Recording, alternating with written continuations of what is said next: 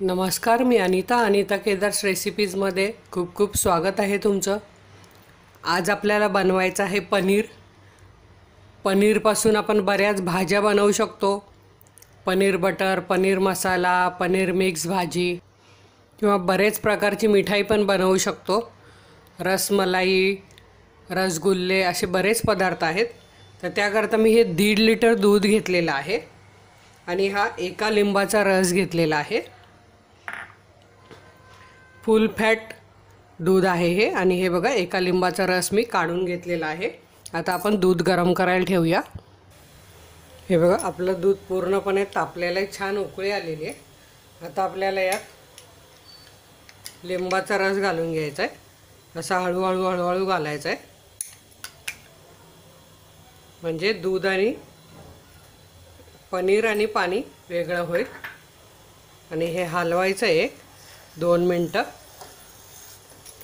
Gas मध्यम करायचा आहे।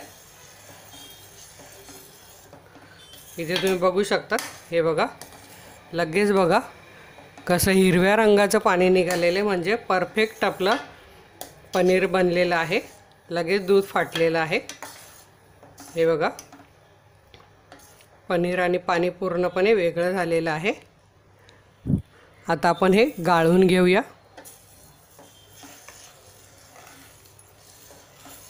असं 1 मिनिटभर ठेवायचं आहे, म्हणजे पूर्ण पाणी आणि पनीर वेगळं होईल। 1 मिनिट झाला आहे, मी गॅस बंद करते। आता आपण हे गाळून घेऊया। तर हे बघा मी इथे एक पातेलं घेतलं आहे, त्याच्यावर ही चाळण ठेवणार आहे, म्हणजे पाणी गळून जाईल। त्याच्यावर हा कॉटनचा रुमाल ठेवलेला आहे, स्वच्छ धुवून घेतलेला। आणि आता आपण हे यात ओतून घेऊया।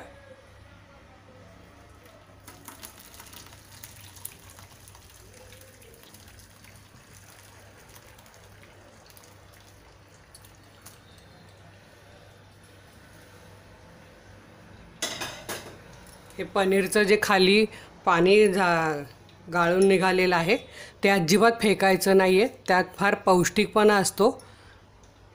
ते तुम्ही पीठ मळायला वापरू शकतात किंवा एखादी भाजी कशाची आमटी बनवायची असेल त्यातसुद्धा वापरू शकतात।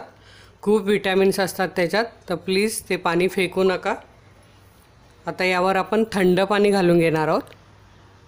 आता यावर आपण थंड पाणी घालून घेऊया, म्हणजे पनीरला जो लिंबाचा वास येईल तो येणार नाही आणि आपलं पनीर मऊ पण होईल।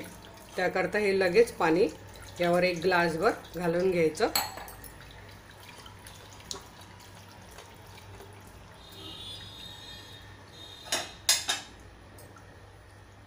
आता आपल्याला हे गोळा करून घ्यायचं एका जागेवर।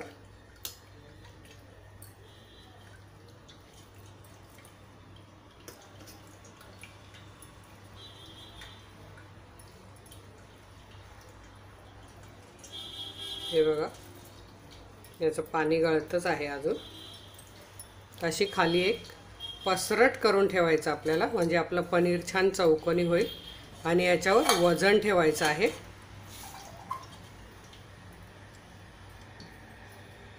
हे बघा माझ्याकडे हा वरवंटा आहे वजनदार, तो मी याच्यावर ठेवते, म्हणजे आपलं पनीर छान पाणी छान निथळून जाईल। अर्धा तास आपल्याला वाट बघायची आहे, पूर्ण पाणी याचं असं निथळून गेलं पाहिजे। हे बघा अर्धा तास झालेला आहे। आता आपण हे वजन काढून घेऊया आणि पनीर बघूया।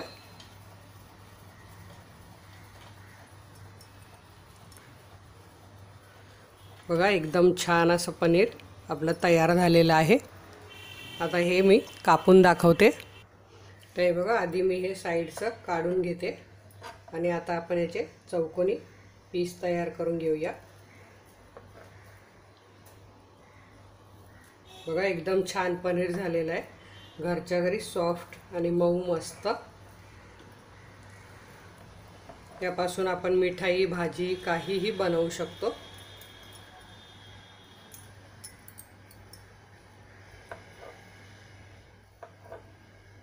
आपल्याला पाहिजे त्या आकाराचे आपण पीस करून घ्यायचे। हे बघा किती सॉफ्ट आणि मस्त पनीर झालेलं आहे, इथे तुम्ही बघू शकतात।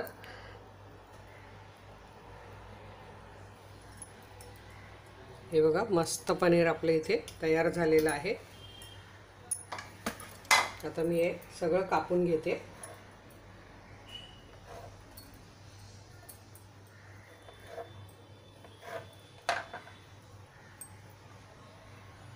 हे बघा,